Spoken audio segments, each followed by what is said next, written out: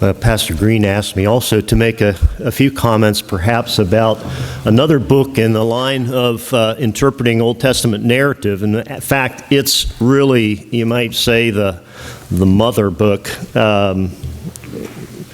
In one sense, Richard Pratt's, he gave us stories. The word became fresh is a sort of a primer kind of thing. But Richard Pratt, he's taught a number of years at RTS Orlando and is also president of Third Millennium Ministries. And by the way, you might check their website out, thirdmill.org.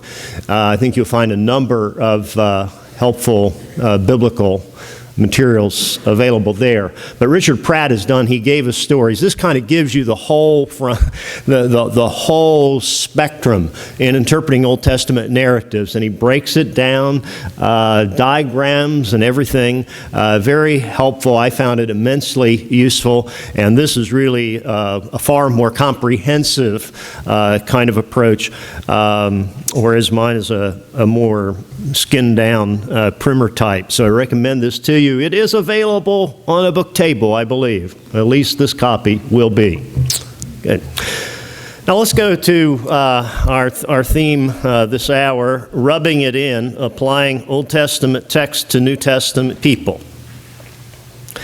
I want to make, obviously, a few scintillating introductory comments. That always excites you, doesn't it? Just a note on one matter in the title, applying Old Testament text to New Testament people. So we're in the area of application now. But this idea of New Testament people, we sometimes hear that phrase. And what are New Testament people?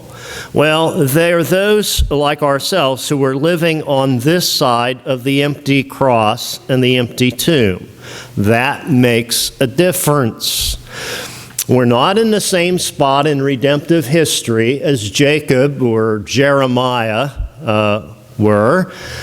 But what I want to debunk is sort of the mythology that grows up around this idea of New Testament people. That is, by that I mean this idea that New Testament people are such a special class that you simply can't apply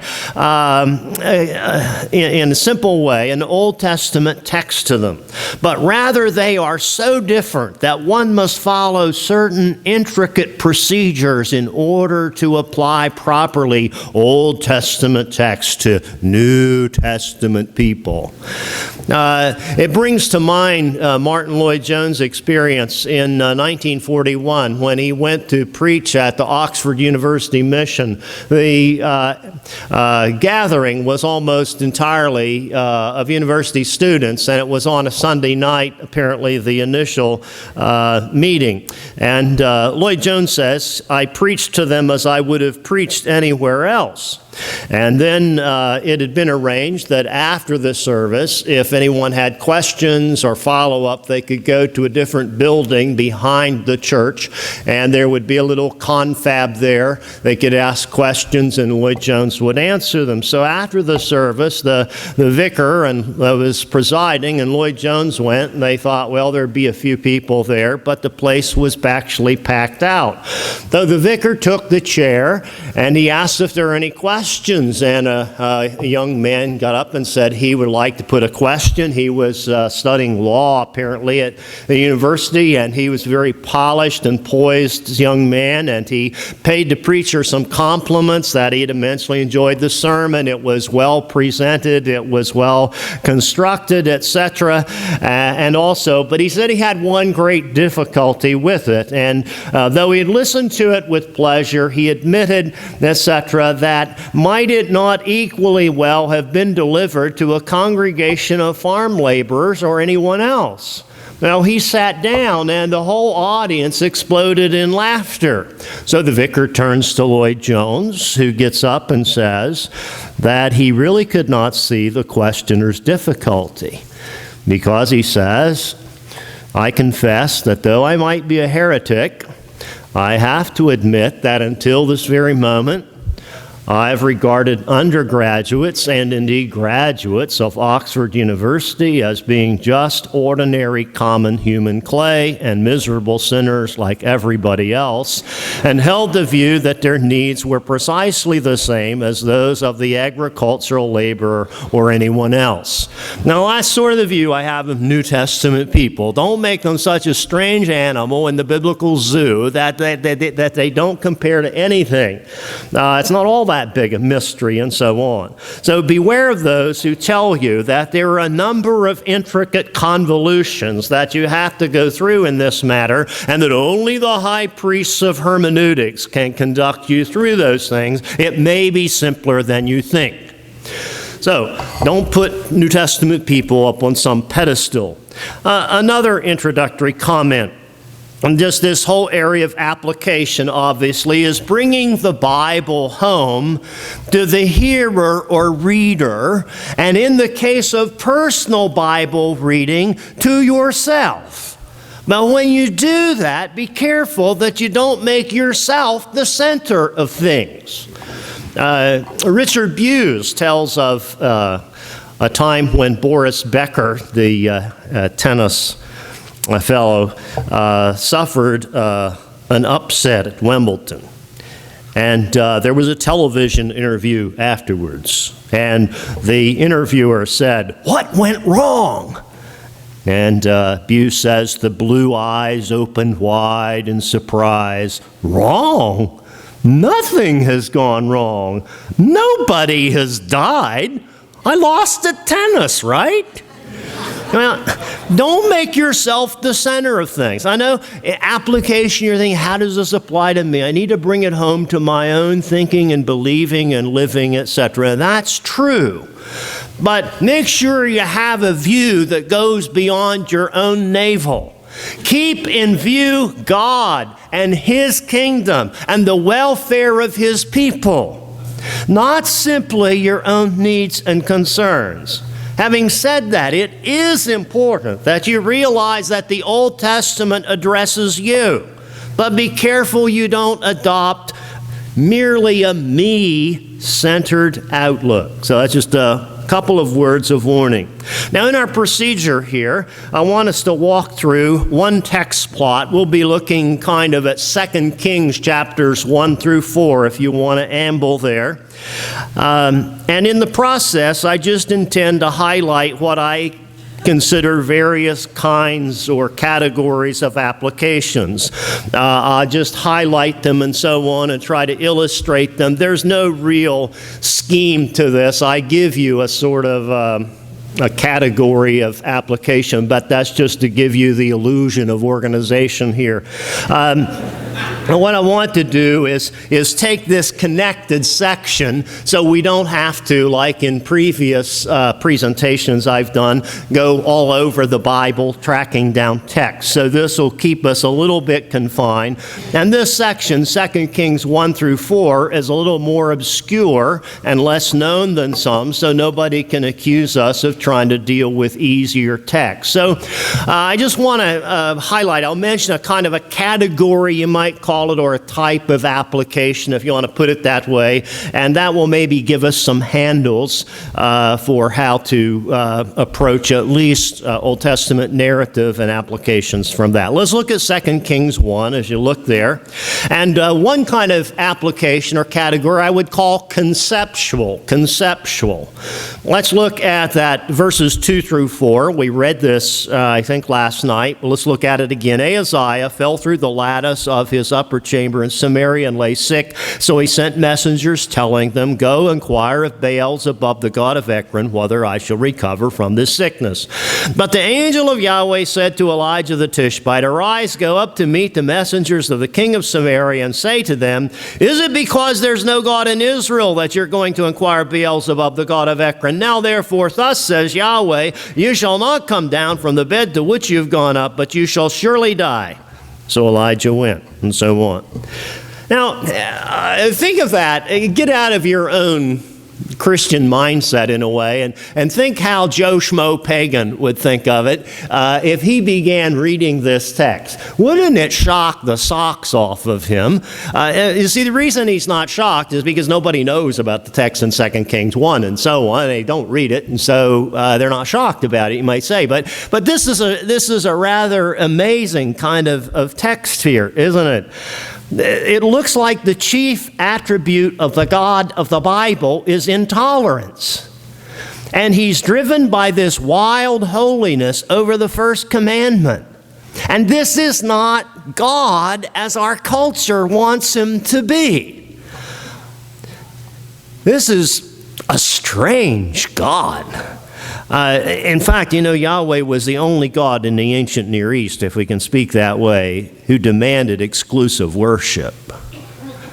And here you see it again. Now, this runs so counter, and this is why I think the Bible is so refreshing, because it doesn't ask our permission to be conformed to our expectations and so on. It's just there. And this runs counterclockwise to our whole culture. You know the kind of God our culture expects and demands. I may make you angry, but I'll just tell you what kind of God it is. In our culture, God is a celestial condom who keeps bad things from happening to American people. That's the way he's looked upon. That's not the God you find here. Why is he in such a lather? Because Ahaziah thinks his hope for years to come sits in a Philistine temple somewhere. Doesn't Ahaziah have his civil rights? Well, no, he doesn't. Not if he's going to be faithful to the God of the covenant. Now, I call this kind of application conceptual because I think the passage is trying to get you to think differently. And lots of times we think of application in terms of how we will feel, or how it changes the way we feel, or how it's directed to what we should do or not do, but not always. Sometimes the application has to do with how you think about something, and it wants to remold your mind. And we need to derive conceptual applications. That's why I call this that kind of a category. So right at the first of 2 Kings, you have one of these kinds of passages that leads to what I call a conceptual application. That's as if this very first section of 2 Kings 1 slaps you in the face when you read it and says the true God is not as you would like him to be. You better correct your thinking. Now, there's also, though, what I'd call a prophetic application here, and that's in verses 9 to 12. Now, once again, we alluded to this in another connection last night. Verses 9 to 12. I'm going to go on here, short-term memory here. Those were those times when Ahaziah sent 2 posses of 50 men under captain, and they were supposed to apprehend Elijah and bring him in for elimination. But Elijah said, okay, if you call me a man of God, if I really am, let fire come down from heaven. Fire comes down. Yahweh answers that prophetic direction, and they're eliminated and so on. Now, as we said last night, this shows, this is what you would call a kingdom-oriented matter, or at least I would. And here the point is the protection of the bearer of God's word. Elijah had no other protection. His back was against the wall. He was all by himself. He was at the mercy of the king and of his power. But here you have the protection of the bearer of the word when the power du jour tries to snuff it out. And the point we said that was depicting was that the powers of this age will never be able to snuff out the witness to God's word in this world.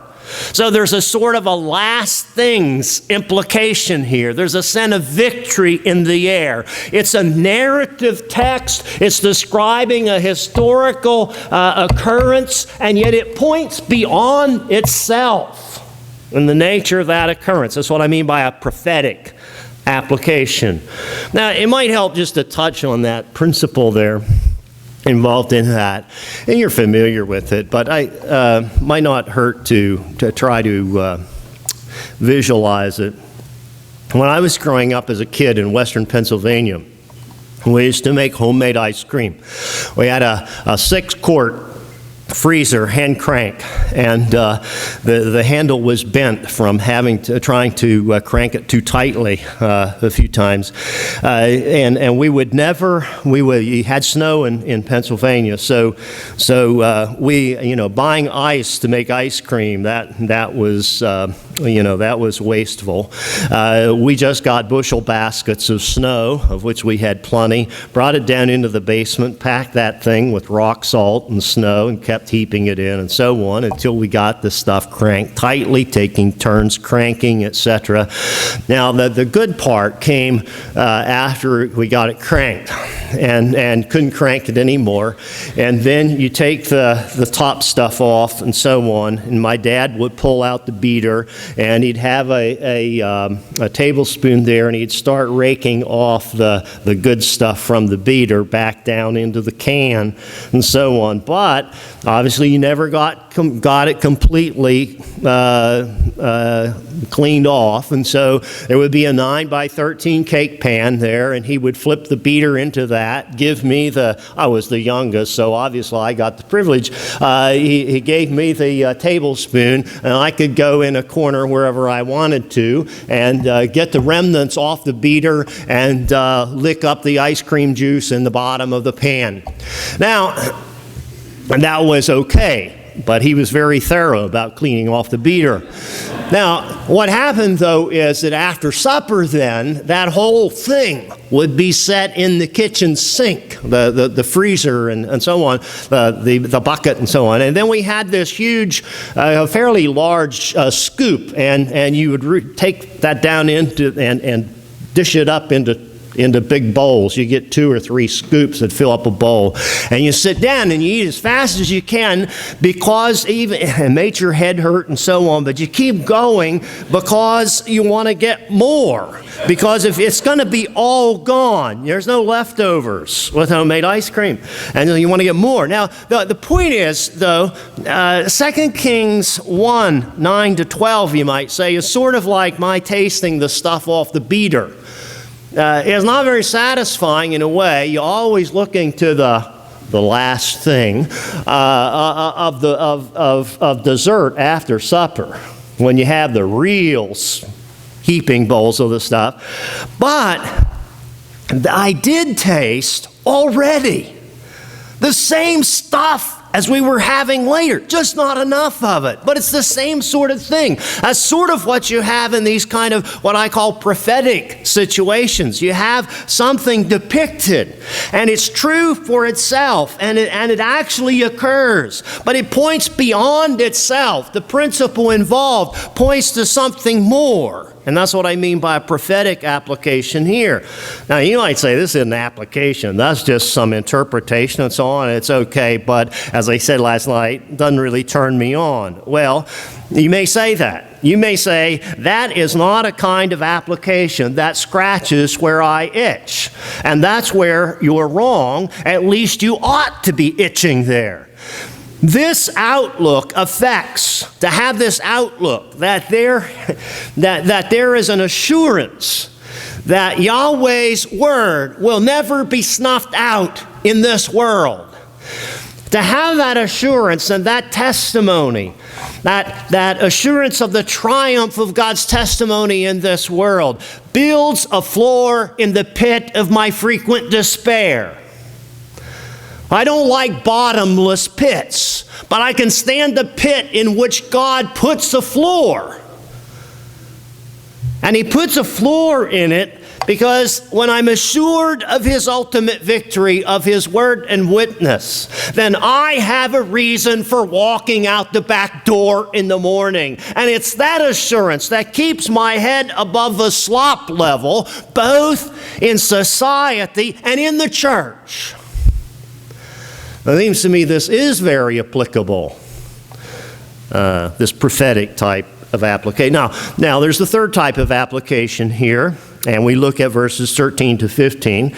I would call this exemplary. exemplary. Now you notice what you have there. Again, verse 13, the king sent a captain of the third 50 with his 50. And the third captain of 50 went up and came and fell on his knees before Elijah and entreated him, O man of God, please let my life and the life of these 50 servants of yours be precious in your sight. Behold, fire came down from heaven and consumed the two former captains of 50 men with their 50s, but now let my life be precious in your sight. Then the angel of Yahweh said to Elijah, go down with him, do not be afraid of him, and so on. Now, when you say there's an exemplary application, there are some who get really nervous about that, and I suppose I'm one of them. They're just to use the lingo, there are some who say, well, we need to be redemptive historical in the way we interpret. And I'm in agreement with that. Redemptive historical, what's that mean? Well, mainly focused and concerned with God's purposes and God's kingdom as revealed in Scripture and so on. And some get hives when you say, well, but there's an example here to be applied. And there's reason for that in the sense that whenever you begin to focus on the human character, there's a sense in which you can veer off the proper focus in a passage. But I think we need to be careful that we don't make that an absolute rule. Because here in 2 Kings 1, 13 to 15, there is an explicit contrast. I used to pass over this. I don't think you can. You have two captains of 50s who are arrogant, demanding, etc., and you can do the math there. Two captains of 50s and two groups of 50s. You have 102 puddles of carbon end up there. And this third captain of 50, you can imagine how he felt when he was solicited to go, because he knew what happened before. And so he comes to Elijah with humility and fear and begs to be spared.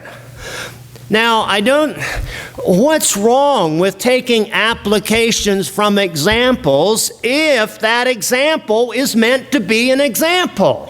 I think here it is. This contrast is clear, and so on. And what's it meant to say? It's as if this third captain is a model for both Ahaziah and the unbelieving, the majority, unbelieving northern kingdom of Israel at large, of the proper response to make to Yahweh and to His Word. That's what you should be doing. Is depicted there in the text.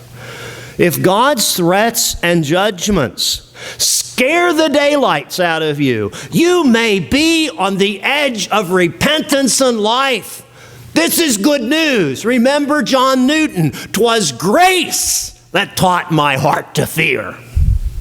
This is not an ungracious application here. It is really pressing you and depicting the kind of response Israel and we should make. So exemplary. Now, let's go to 2 Kings 2, and let's look at verses 15 to 18.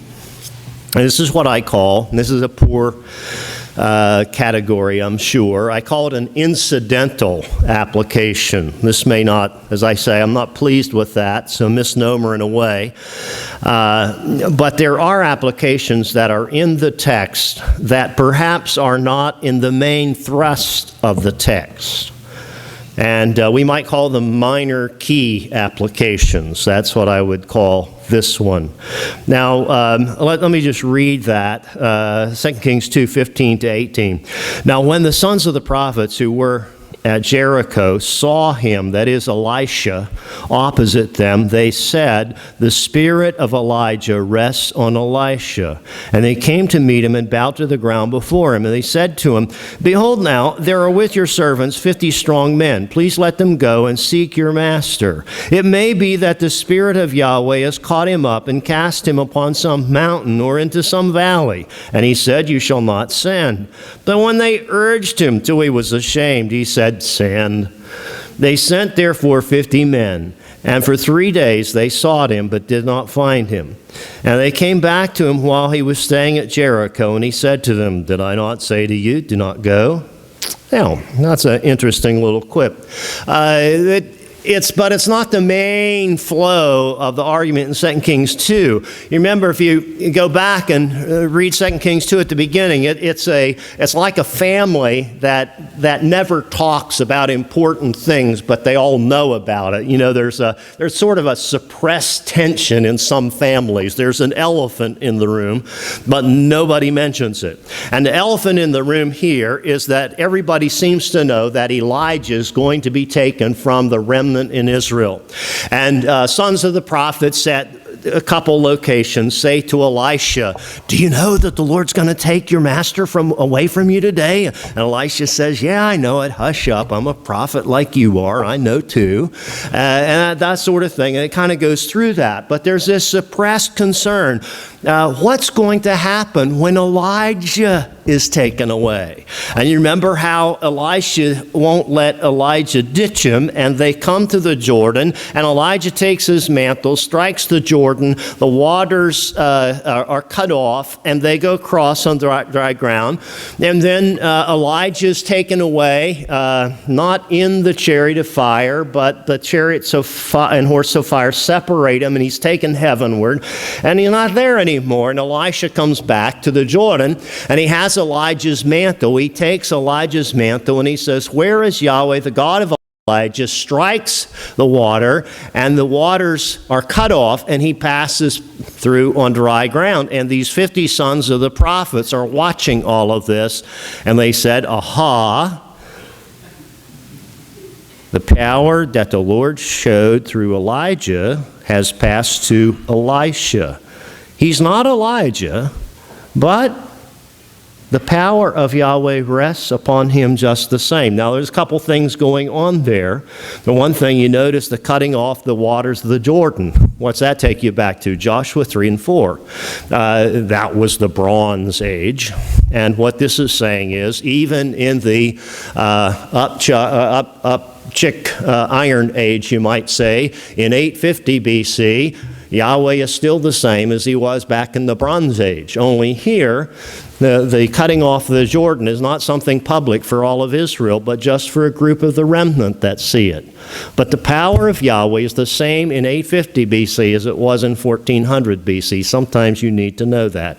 And then there's this other element as well, that this power also rests upon Elisha. God always has leaders that he supplies to his people who are adequate and are empowered by him. Now, that seems to be the main thrust of it. But then you have this little episode in verses 15 to 18 about these 50 men wanting to go search for the body of Elijah. And Elijah said, don't go. And they pushed him, and he said, okay, go. And they're unsuccessful, and so on.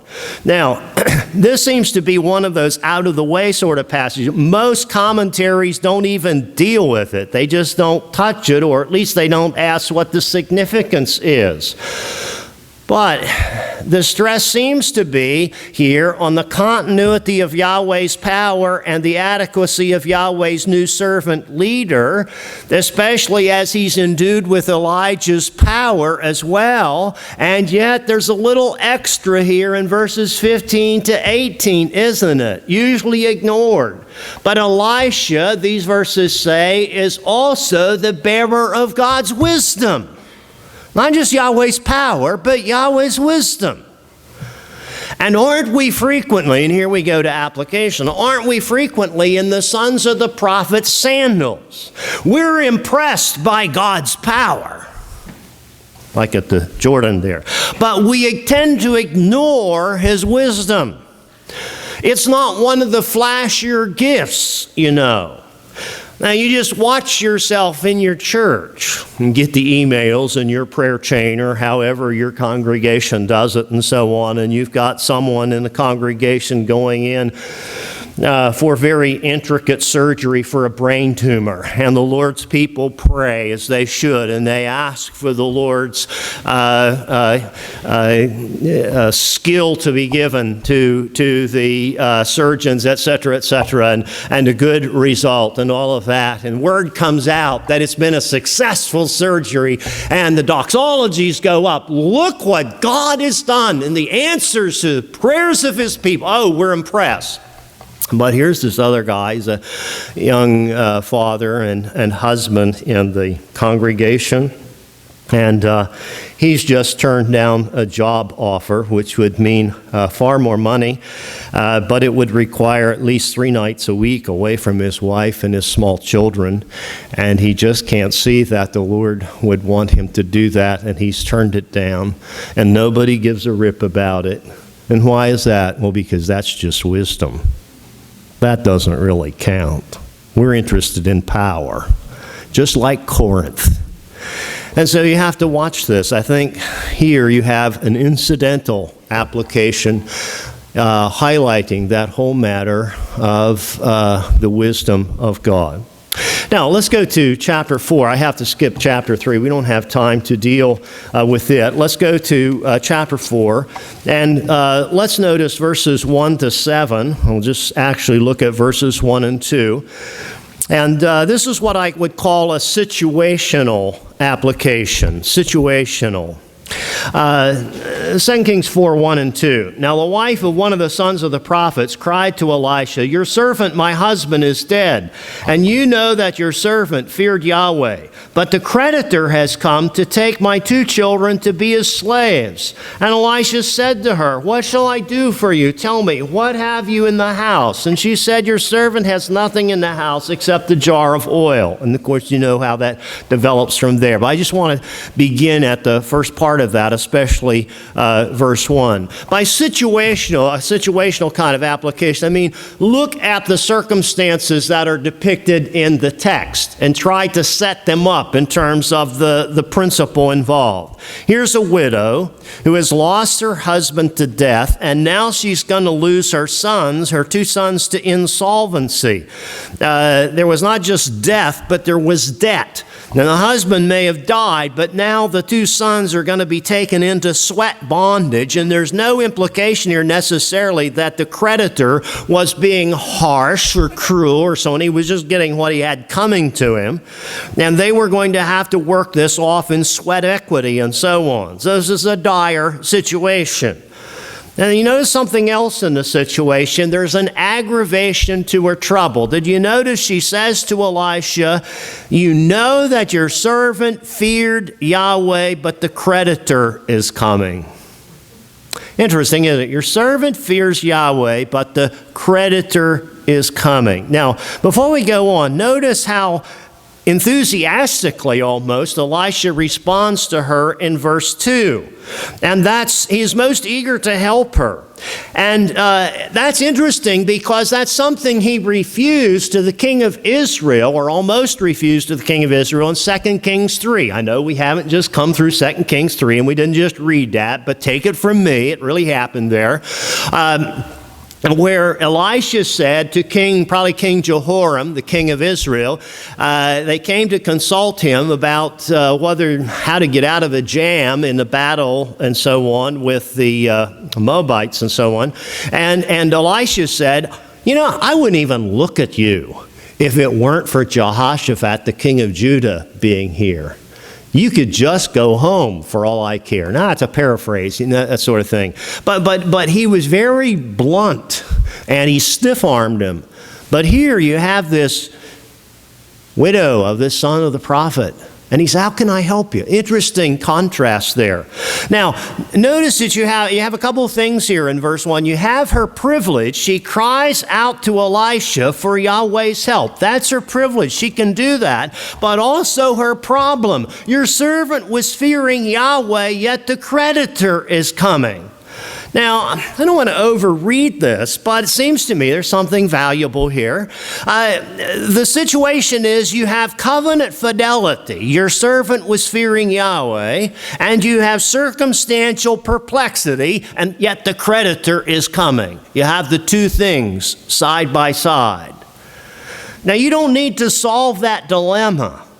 But isn't there something immensely comforting to the people of God to see this combination together in a situation in Scripture?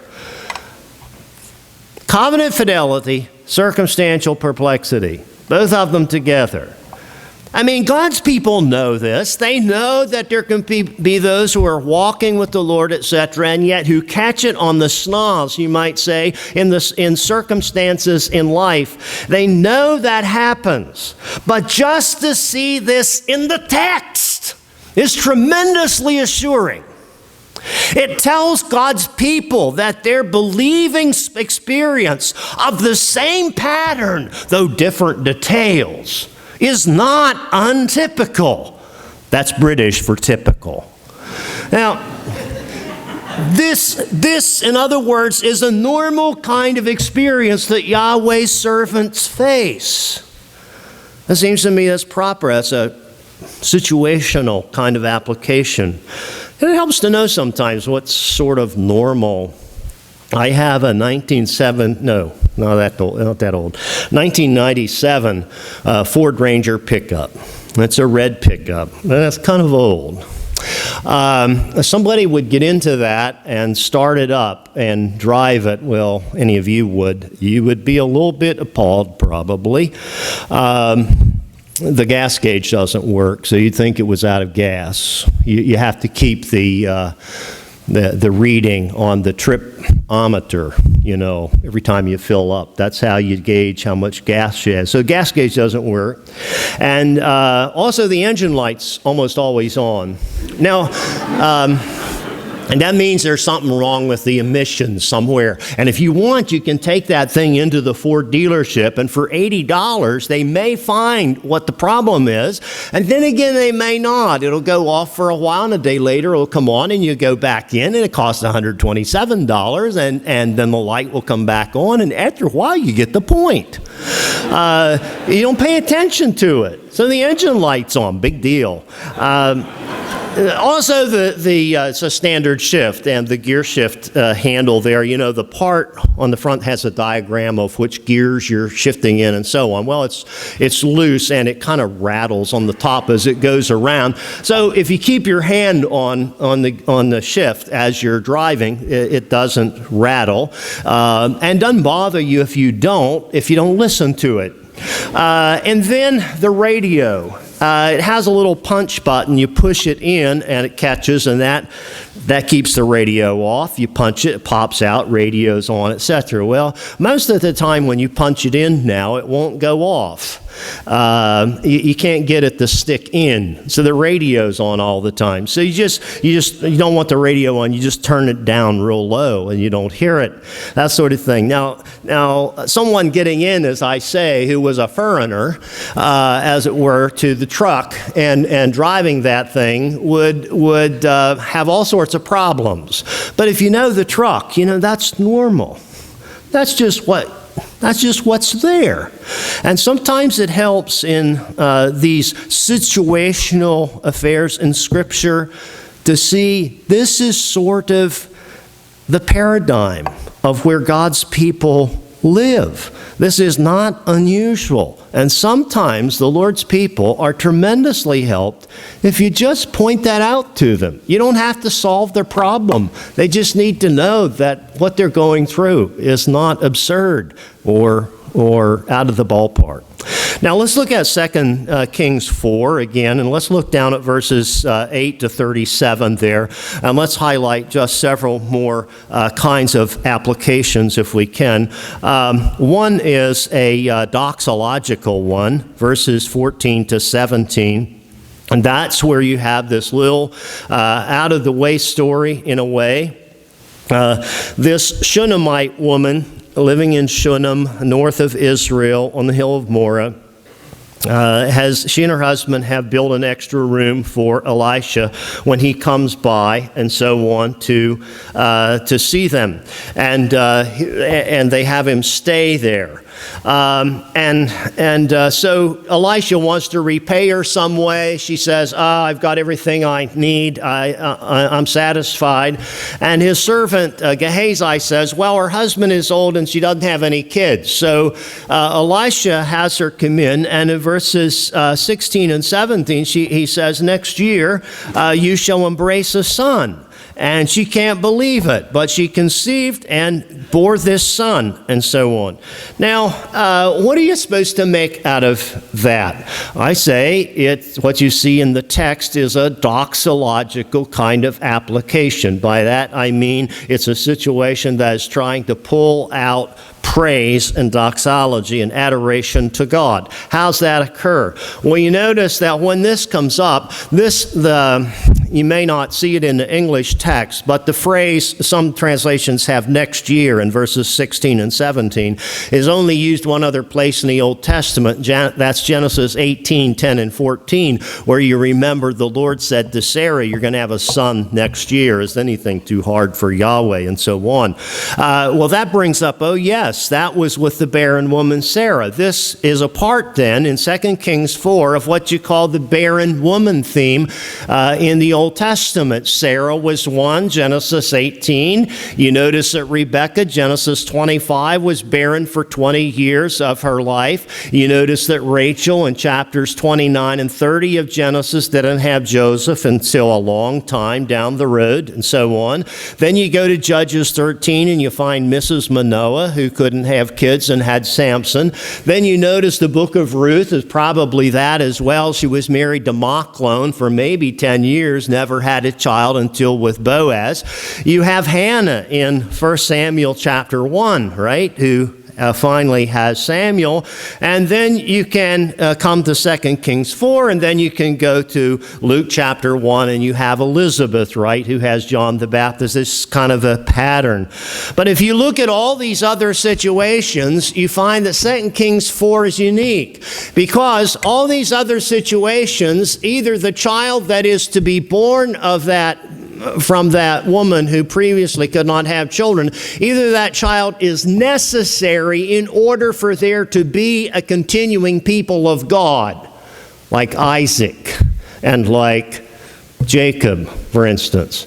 Or that child is a significant leader of Israel in a very critical time, like Joseph or Samuel or John the Baptist and so on. But there's nothing of that here in 2 Kings 4.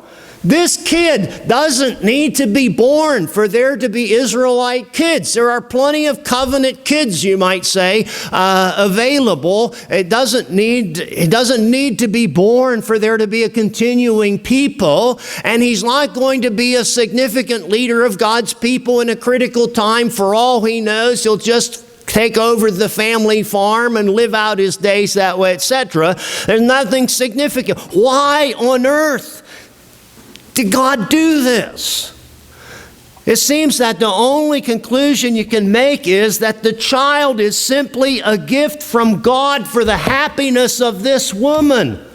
The Belgic Confession calls God the overflowing fountain of all good. That's what you have here. That's like Linus says to Charlie Brown. When Charlie Brown says to him, that's a very nice picture of a man, Linus, that you've drawn. However, I noticed that you made him with his hands behind his back. That shows feelings of insecurity. And Linus responds in saying, I did that because I myself can't draw hands. Sometimes it's far simpler than you think. And sometimes God does things for you just because he's the overflowing fountain of all good, and he wants to give good gifts to his children, as Jesus says. And your response ought to be gratitude and doxology to this kind of God.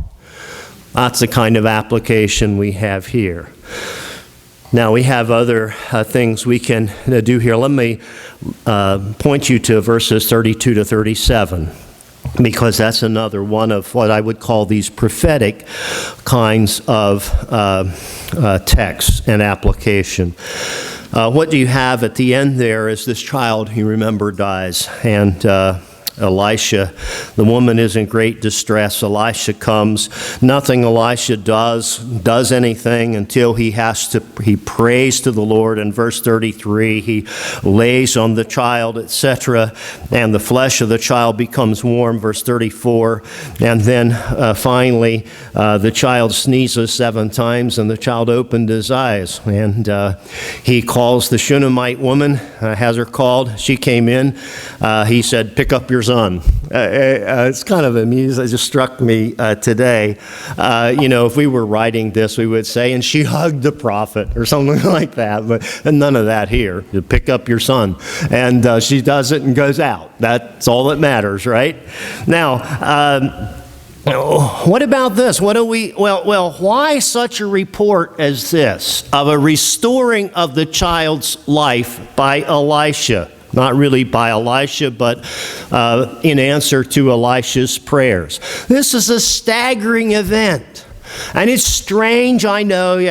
I've tried to deal with that in the commentary and so on. But what does this imply? What's the function of this little report except to say that the God of Israel can deliver his people even from death? Here's a sample. Now, he didn't empty the cemeteries or anything like that, but in this case, he restored a dead lad to life again. The God of Israel can do that for his people. I think that's supposed to be prophetic. I think that's supposed to have a testimony of what is going to be.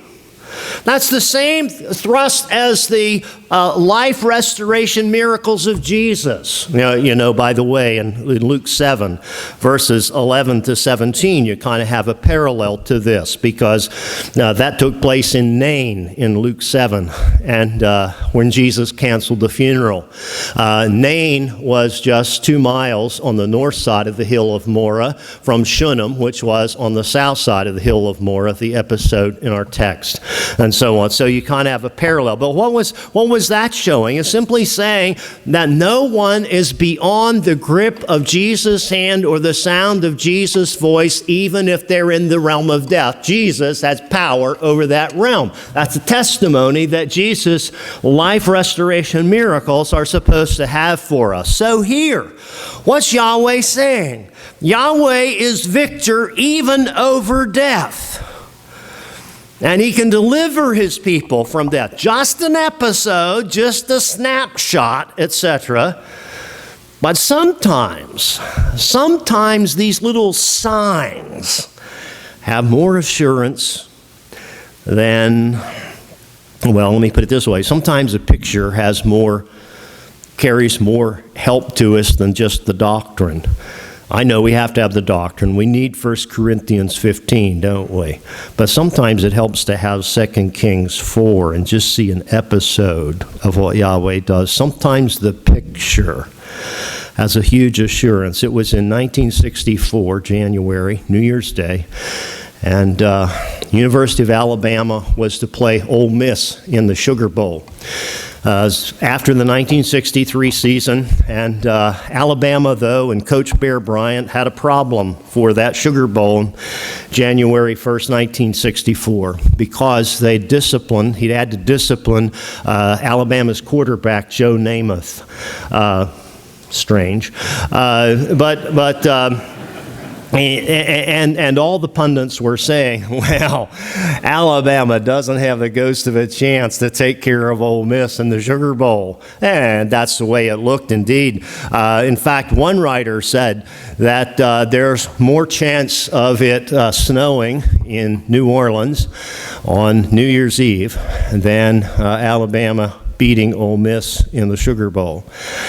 Well, 4 o'clock in the morning on New Year's Day, Coach Bryant woke up in his hotel room, looked out the window, and saw the streets in New Orleans covered with snow. and Alabama beat Ole Miss 12-7 in the Sugar Bowl.